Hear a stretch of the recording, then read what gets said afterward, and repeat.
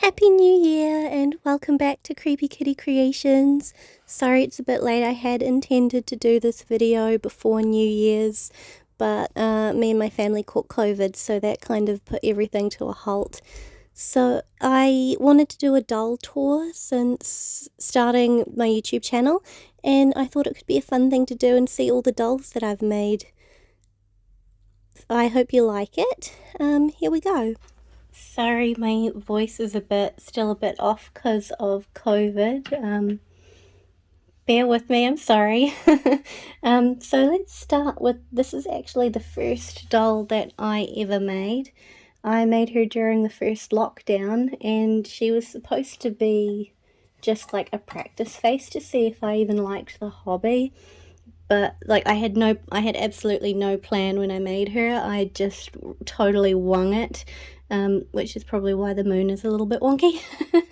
But then her face came out pretty nice, so I thought, well, it'd be a shame to waste it, so let's make her an outfit. And I thought, because she's a Toralei, I wanted to make her have a tail and ears. So I thought maybe she could be a kitsune, like a shrine maiden, a guardian fox, like at the Inari shrines. So this is the first outfit I ever made for a doll. It doesn't sit quite right, but that's okay. All in all, I was quite happy with it. The stitches are ginormous, so I've learned a lot from that. And the sleeves don't sit quite right because I didn't make it the way a kimono usually would be. She has a detachable bow. You can't really see a lot of it because of her hair, which was also my first time using nylon hair, which I hated. So hard to cut. And I brushed out all the yarn for her tail, which was a nightmare. But yeah, so this is the doll that got me into customizing, and I don't think she came out too badly, especially for my first try. Her eyes took a bit of work. I stuffed them up several times and had to go over them in white and try again and again. And I use super glue for her eyelashes rather than Elmer's glue, so you can kind of see that a bit, since super glue turns white. So something I wouldn't do, I learnt from that. Don't use super glue when gluing eyelashes. So she's got this custom stand that I bought off AliExpress because a normal Monster High stand can't wrap around the obby, or the thick waist. So this is the only way I could get her to stand. And I made this doll around the same time. I actually started her first. I sculpted her spine during lockdown. If you don't like blood and gore, maybe please look away and I'll tell you when it's safe. Because she's definitely a horror doll. So I sculpted her spine during lockdown as well. It's a little bit wobbly now, I need to re-glue it. So she was an interesting first doll as well, because I had to cut her in half and then sculpt all of the gore and sculpt the spine and the vertebrae. Her nails are coming off a little bit here, which is a shame. I really want to remake this doll at one point because she is actually a character from the first novella I ever finished. And she's inspired by the Japanese horror urban legend of teke teke, which is the Japanese onomatopoeia. Technically it's scratch, but literally it's the sound of a body dragging along the floor, because since she's got no lower body, she crawls after her victims, dragging herself along the ground and cutting them with her long nails. I had a really hard time with this face up because I think it was the sculpt. Since I'd only done that Toralei, and her mold isn't as deep set as Ghoulia, so I actually put off doing the face of this doll for about 2 months, and I'm not very happy. I mean, I did a boil wash and you can see where it left marks on her face. So that started my hate relationship with nylon hair. You can also see my line work isn't so good. You can hardly see the eyelashes there, and I also use super glue for her eyelashes. So live and learn, live and learn. Again, I really want to make her remake her sometime. Maybe when the novella comes out. I'm just getting it sent off for professional editing now. Saving up for that, so hopefully I can remake her as a part of marketing as well when the book's going to come out. The next doll I did, I don't actually have any more. She was a gift for my best friend, is Risa Hawkeye from Full Metal Alchemist, who's my friend's favourite anime character. So this was the second intense outfit I ever made. I'm really happy with how she came out. I really need to try and make another one, I think. So after that, I made my first mermaid doll. So these ones are all from about 2021 those ones weren't on the channel because I was just starting out. This is the first doll I made on the channel for Mermaid. And this is Lumi, the visual K mermaid. I made her to cheer myself up. I just had to stop working for my health reasons. I already knew that I had an autoimmune disease, and then I found out that I have 3 other conditions, and I just stopped being able to work, which was a little bit depressing. So she was my cheer up that I made during Mermaid, because I'd also just started getting into visual K-rock music, and particularly a band called Kodomo Dragon, which is very cool. So she's heavily inspired by their look as well. I shouldn't have done her yarn hair quite so thick because her fringe doesn't sit flat. But she was really fun. She's one of my favourite dolls. She's my mum's absolute favourite doll. It was so much fun doing the piercings. And Laguna, it was my first time painting a Laguna, and I have to admit I found her mould really hard because of her bulgy eyes. It took me a really long time to get the eyes looking so that they didn't look wonky. And then of course I had to glue all of these on individually, which took forever. But it was worth it. I think she came out really well, and I didn't do Mermaid this year because I didn't really have time or didn't think of it, but I really want to do another Mermaid. Don't know whether I'd do like pastel or maybe like a horror mermaid, but it's always fun to do. Her tail was really interesting. That's made out of cellophane and some transferable nail, not nail varnish, it's kind of like a nail transfer sheet to get the colour, and that came out really well. I'm so happy with that. So this is my first yarn reroute. I'm never doing it again. Ever. It was horrible, and it ends up so puffy. And after that doll, I believe that I made these two around the same time. They were for collaborations. The Yeti Honor was they're both for Halloween collabs. That one was for Beauty in the Beast, where we had to make a hybrid of some kind that was beautiful but also monstrous. And then we had the Vampire's Ball, where we just had to make any sort of creature. So I'll start with the Yeti Honor. She is actually probably my all-time favourite doll. I really enjoyed doing her face. Come on, focus. There we go. Her face is one of my favourites. It's sparkly, and I love sparkles. And she had the most sculpting I had ever done. Her feet are sculpted from milliput, and I had to brush out an insane amount of yarn for her legs and her hair, because she's got this little hat that is like a cape that can actually be removed.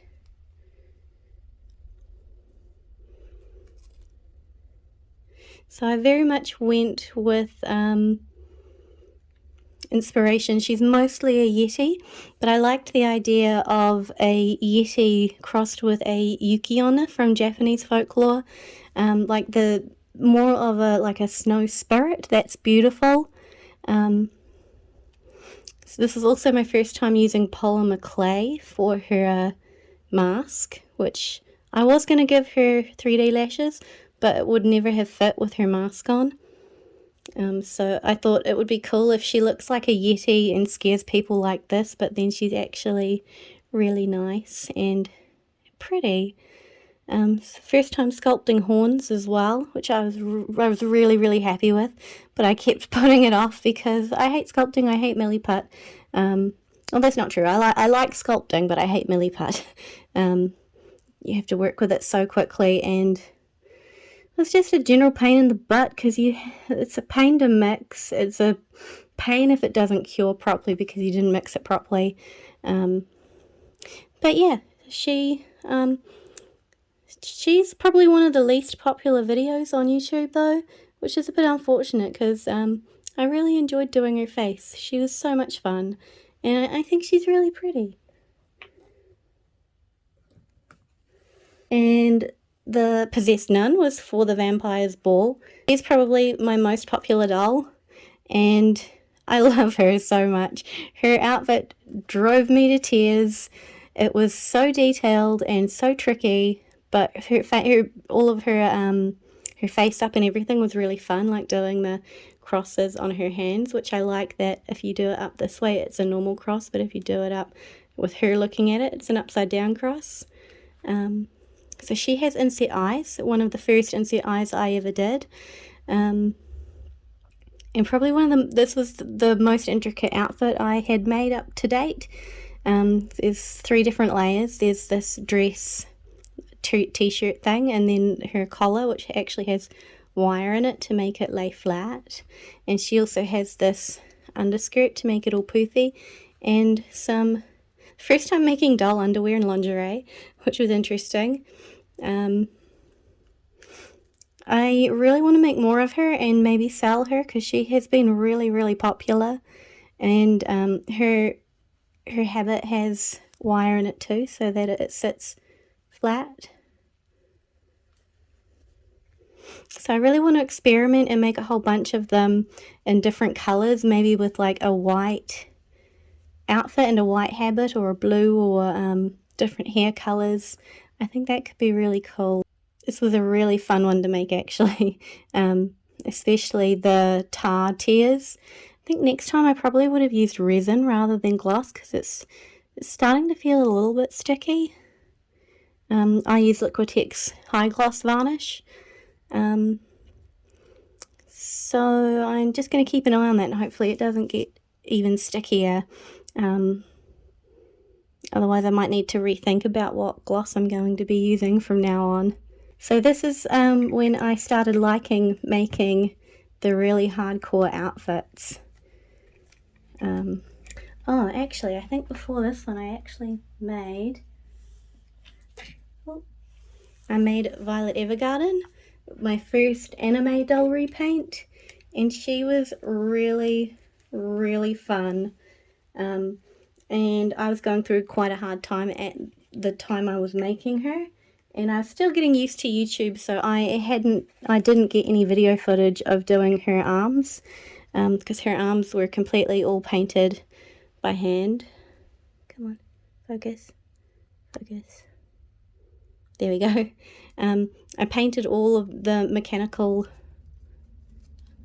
arm on her using, I actually think it was silver paint, and the black is wet watercolor pencil.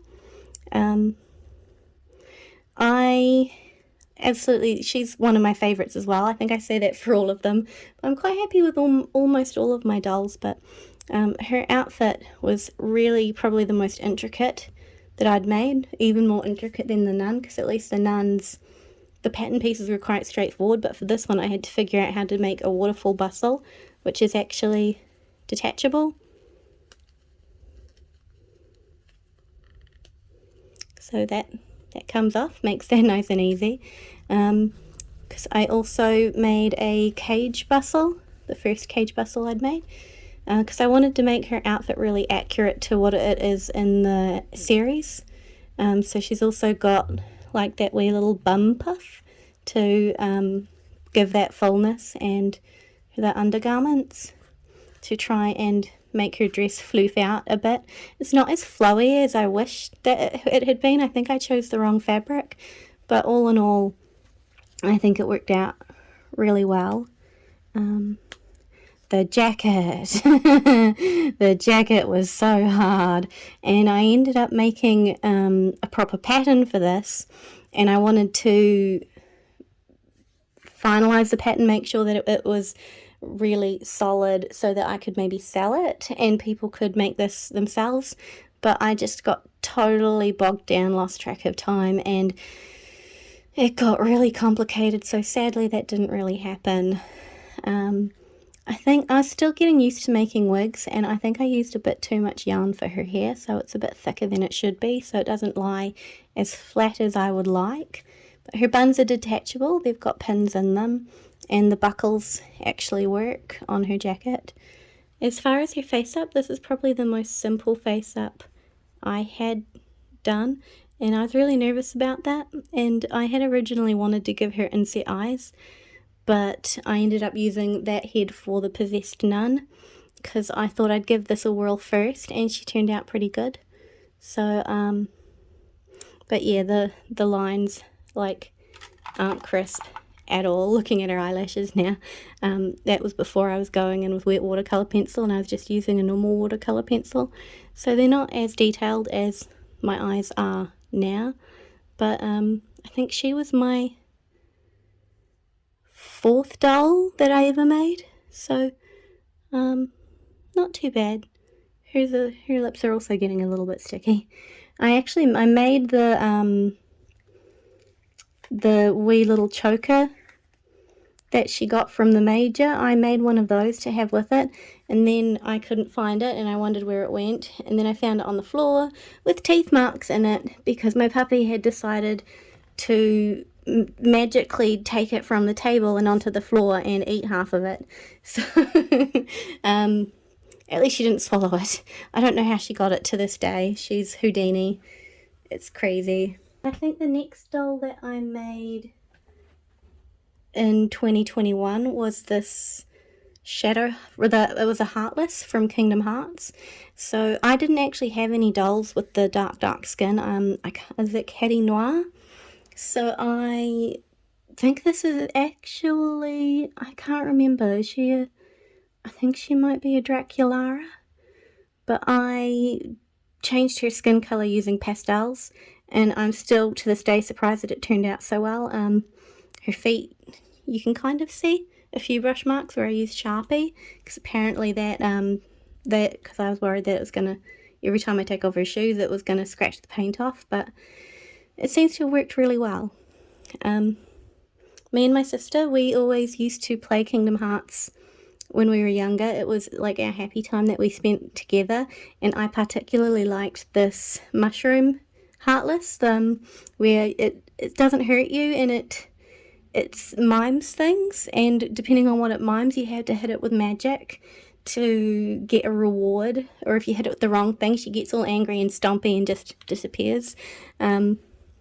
Or if you do the right thing, she'll be all happy and be like, yay, thank you. And if you do enough good ones, correct ones in a row, she gives you a gift. And I just thought it's so cute, so I wanted to make a doll version of it, which was really fun. I actually really like her outfit.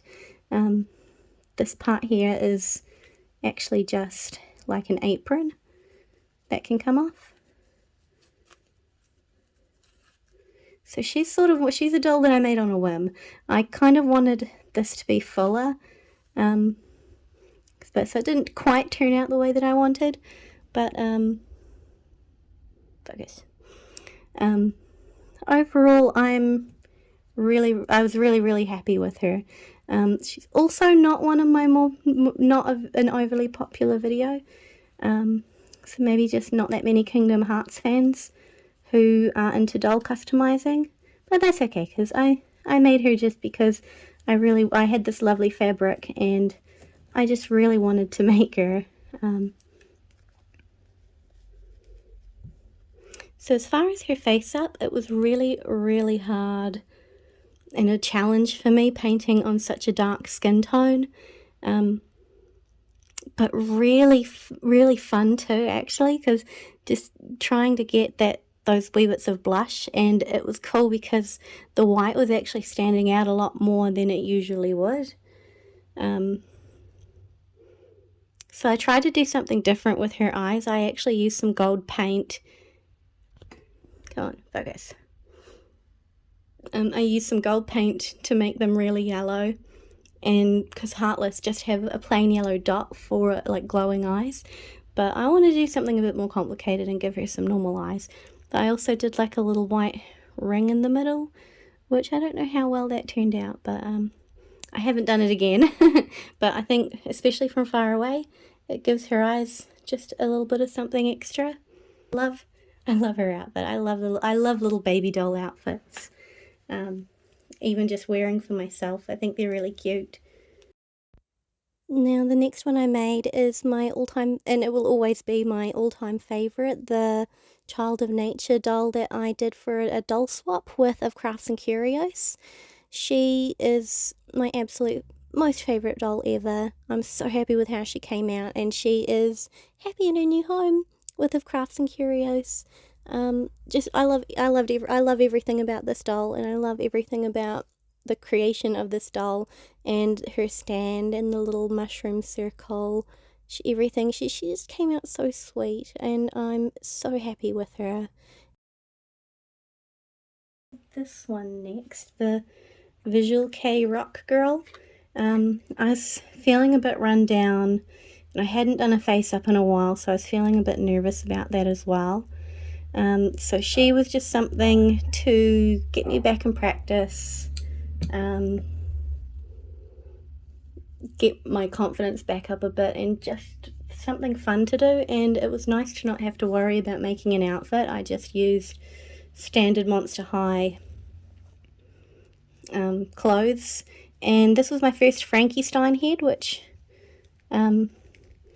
this one, it actually doesn't turn very well because the head's from AliExpress and the body is a operetta. But I really had fun with this face up because I've been wanting to do something like this forever with the black sclera and the really hardcore. This type of makeup is very Kodomo Dragon. Hayato, the lead singer, he often has his lipstick all smudged, and it's not often you get to do a face up that has that kind of look. It's always trying to get it quite perfect, and it was nice to not have to worry about that and just let rip. So yeah, she was really fun. I'm looking forward to doing more face ups like this because I really enjoy the Visual K Rock, and it was a bit of an experiment having the thicker eyelashes on her lower lash line, but I like it. It's very punk rock. And following a similar theme, I then made little cutie here. Down you go. This Agnes Lamb, Agnes and the Mutton Chops, and this was actually after watching Jackie O's little lamb video, which if you haven't seen it, click the link here because it is adorable, and she is the sweetest little thing ever. And someone mentioned in the comments that they wanted her to make a sort of punk rock lamb called Agnes, and who's in a band called Agnes and the Mutton Chops, or Agnes and the Lamb Chops. And I just thought that was such a cute idea, so I asked Jackie if she would mind if I made this little doll, and she said it was fine. So I made her, and I liked this. She's got two outfits. She's got this one and a white one. So I liked the idea that she's a black sheep, and all the white sheep make fun of her, so she was trying to look like a white sheep by bleaching her hair and wearing a cute white outfit. But then as she sort of got more confident in herself. She started growing her hair back out, so she's got some regrowth. And she embraced her awesomeness and joined a band. And yeah, I thought that this was quite a cute story, and it was interesting. This is a doll from AliExpress, just one of the cheap Korean type ones. So I sculpted her some different legs to look lammy, which yeah, I could have done better with her feet. I really could have. They're a little bit lumpy looking, but yeah, I need to get better at sculpting. And I gave her some fluffy ears, which are also a bit bulky. They probably could have been a lot smaller. And she's got some lovely glass inset eyes that were actually originally going to be for Violet Evergarden, but they worked out well. Yeah, they suit her, and they're small enough.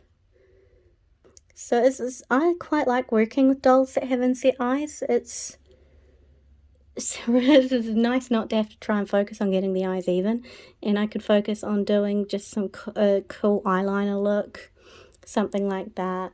I really wanted her to look a little bit angsty, but giving her a different shaped lip. Well, like this doll's mold has a pout, if you look really closely, kind of like she's biting her lips. So it was interesting doing lipstick to make it not look so much like she was pouting. And I totally forgot to include the succubus when I was recording live. So here are some pictures. I started her in 2020 and finished her in 2022. And I think after that is when I started the Inuyasha Wheel of Fortune series, which the first doll that got selected was Kagura of the Wind. And she was really interesting to make. I really enjoy anime repaint, so I knew that with Violet Evergarden, but Inuyasha has always been a favourite anime of mine. Me and my sister, it's the first anime that we watched, and it's one of the things that got us into Japanese, which we both learned and we're both fluent in. So that, and for me, Inuyasha actually taught me how to draw anime. I watched it so much that I would just practice drawing all the characters, and so it's what got me into art. So it's a bit Inuyasha is a big part of was a very big part of me as a creator as well. So I was looking forward to making Kagura. She's got a little magnet in her hand, so she can hold her fan, and her kimono's hand painted, all of them, to get the right pattern. So that was time consuming but really fun. And the little feathers in her hair, and just making all these tiny little details and trying to keep it accurate to the anime, but also doing it in my own style. I wanted to give her 3D lashes, but she almost didn't need them. I quite like her without them.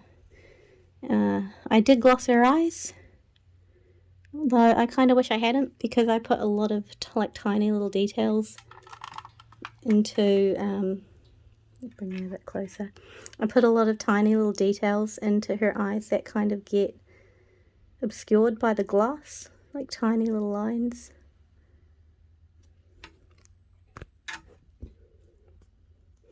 And so I'm really looking forward to making more of the Inuyasha dolls. So that series is going to continue well into this new year, because I still have quite a few to make. The next one I made was Rin. She's also using a little AliExpress doll, because she's just the perfect height. And anyone who knows me knows that I love Sesshomaru from Inuyasha, and as an extension of that, I love Rin, because her and Sesshomaru are just adorable. And she's a little annoying at times, but I thought that this doll it has her innocence in the mold, so she was just perfect. So she's just got some normal plastic inset eyes, and her face up was really easy because not a lot of shading or anything, just keeping it quite neutral. Her kimono was tricky, painting all the squares and keeping it all lined up, but She was definitely one of the simpler dolls I've remade, which was actually really nice. Because again, I was not doing so well health-wise and starting to get quite burnt out, so it's nice to have a doll that was a bit simpler. So when the wheel fell on her, I was actually a bit relieved.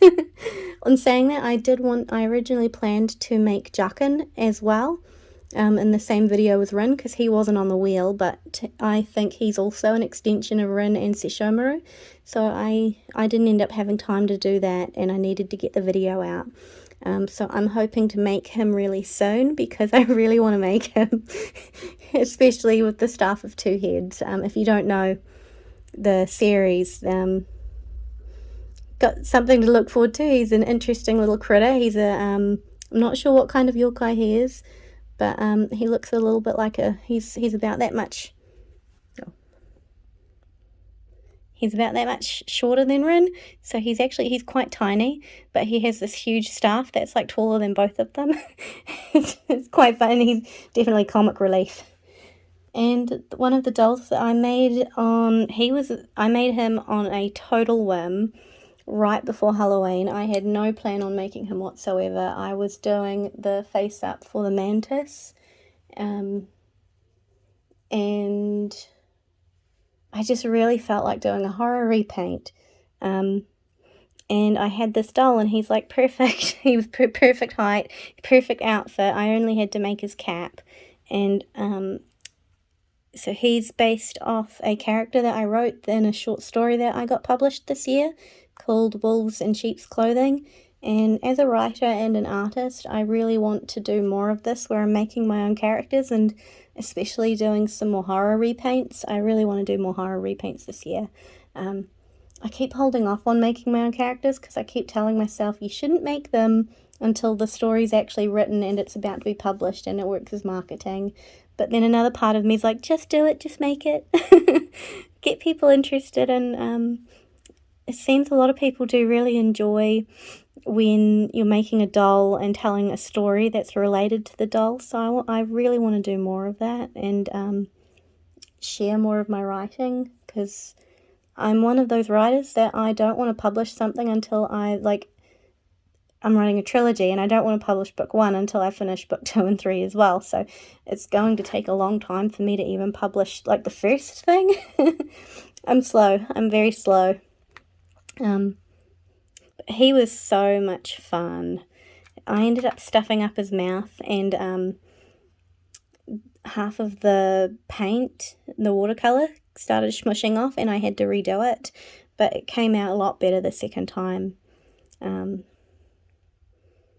I love creepy little repaints. They just bring out my happy. And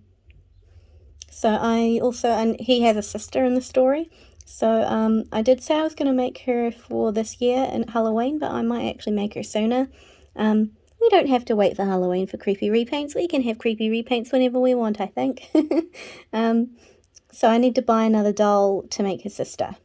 But I want to do that sooner rather than later, and then there'll be a matching set.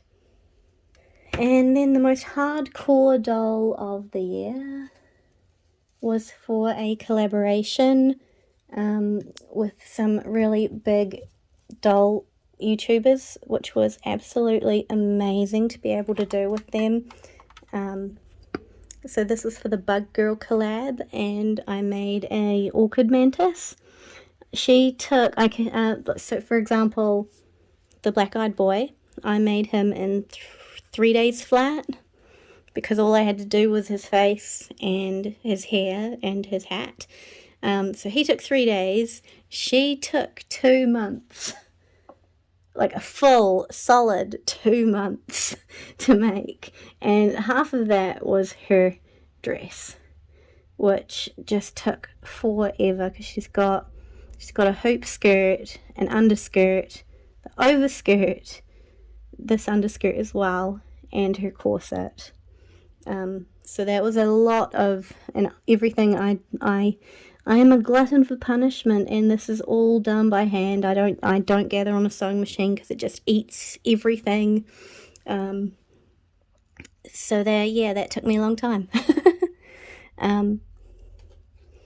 I didn't have a lot of a plan with her face up when going into it because her dress was taking so long and I was running out of time. I had a plan of, I knew that I wanted her to have this cute floral look, but I pretty much just totally wung it for her face up, and I was just like, let's just use the go for it method, as KP Creation says. Just go for it and just do something, and that's what I came up with. And I had references of orchid mantis, and it's tricky because they have really big bug eyes, which I thought would be creepy, so I wanted to focus more on the colours, which they sort of transition from green to pink, so that was really hard, and her eyeliner just kept getting longer and longer, which ended up working okay because it made her look a little bit more buggy. This is the first wig I've made that's made out of synthetic hair, and that was really tricky to get it to lay flat. I'm going to do it more in the future, I think, but I'm going to have to experiment to see with how well I can get it to lay flat, because so many other people seem to do it and it lays perfectly flat, and it just doesn't want to for me. The downside thing that I learned is when I did a boil wash, it stuck. It stuck all to her because I had to paint her face to get it her body and that all the same color, so it might be a bit hard to see here, but there we go. So it's all of her hair stuck to the paint, which was pretty gutting. I tried to cover it as much as I could, but because of the boiling water, and I used spray paint, which I'm never ever using again. You can see where it's chipped away a bit as well, so another reason to make a bonnet is to help hide that. So that was a bit disappointing, but she still came out really cute, and she's probably the most hardcore doll I have ever made, and maybe ever will make. During this, I think it was a few days after this doll came out, I got told that I have osteoporosis, which is low bone density, so that was gutting. And especially I didn't even have time to feel relieved about getting her finished and getting the video out, because I got that news, and pretty soon after that it was, you have this, we need to do something to stop it from getting worse. So that was a few weeks of feeling quite down, and brainstorming, making appointments, and figuring out what to do, because I needed to have an infusion to help make my bones stronger, because apparently they have a similar, especially the left hip, a similar density to a 70-year-old instead of a late 20-year-old.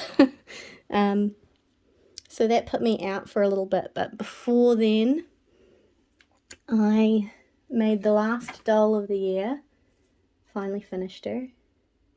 I started her last year and I couldn't finish her in time, so my goal was before my infusion, because I got told that I can feel pretty rubbish for a few weeks, and boy did I feel rubbish.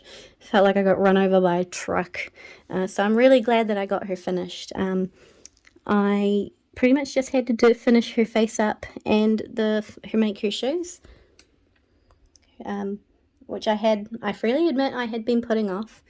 So this is Sugarplum from the Nutcracker and the Four Realms. I really like that movie, and even I totally agree with so many people when they say, well, it really wasn't about the Nutcracker, which is, yeah, absolutely fair point. But what I love the most about this movie are the costumes. In the movie, her dress is actually full length, like a huge ball gown. Apparently Keira Knightley, who plays Sugarplum, she couldn't sit in that dress because of all of these, because these are all made individually, and it was for her dress as well, and she couldn't sit. She had to have a special stool so that she could just sort of prop herself up and sit and take a break during filming. So I took a few wee liberties with her face. It's a bit different from the movie. I gave her some glitter because I love me my sparkles. I love a good sparkle face. I think I didn't gloss her eyes. It's the first time I haven't glossed eyes, and I think it came out really well. You can see a lot more detail. I also tried a different technique with her lips, which I'll definitely be doing again. And I probably, at the time, I said, never again. I'm never making a dress like this, ever again. And I think I said the same thing with the Mantis, of never again am I making something so complicated. But at the time, I always hate making it, but when it's done, it's like, let's be fair, I'm going to make more of them. I like sewing. I have trouble getting it on camera for the channel because I quite often just hand sew while I'm sitting on the couch watching TV. It keeps my overactive mind occupied, even though I'm really bad at resting. I need to rest more. So she was the final doll for the year, and what a year it has been. I hope you all had a really good Christmas and a good New Year. I kind of brushed past New Year because me and my family got COVID, which sucked. Yeah, it sucked. So we've been quite sick this whole time, and I'm finally feeling a bit better. My voice is still a little bit croaky, but we're getting there. So next year, or rather this year, I guess, it takes a while before you stop saying next year and realizing that next year is actually this year. Does anyone else find that? So yeah, I need to continue the Inuyasha Wheel of Fortune series, which I think I might. I need to make Jarkin, and then we can spin the wheel again and see who we're going to be making. I have been binge watching KP Creations the whole time I've been sick, so I'm really looking forward at maybe trying some art dolls, which I think could be really fun. I definitely want to do more horror repaints and make some more dolls to sell, like the Nun, or let me know in the comments which ones you guys might like. And probably the biggest thing that happened is after the Mantis doll and sugarplum, the channel got over 1,000 subscribers. So the main thing I really want to do when I'm feeling better is to organize a giveaway as a great big thank you to everyone who has supported the channel, and just as a great big thank you. Your support means the world to me. I make videos for fun, and every time I see a comment or see that people have liked it, it makes me all happy inside. And I hope that they make you guys happy too. So we'll keep that up next year, and I'll try and get this giveaway all sorted. I think it could be really fun. I don't know what I'll make yet. Maybe a version of the possessed nun.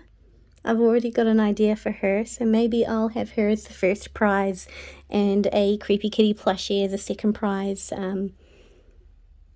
just as an idea. Sorry, it's a bit of a long one. I hope you liked it though. Let me know what you think in the comments if you like these doll tours, and we'll see you in the next video for 2023. Bye!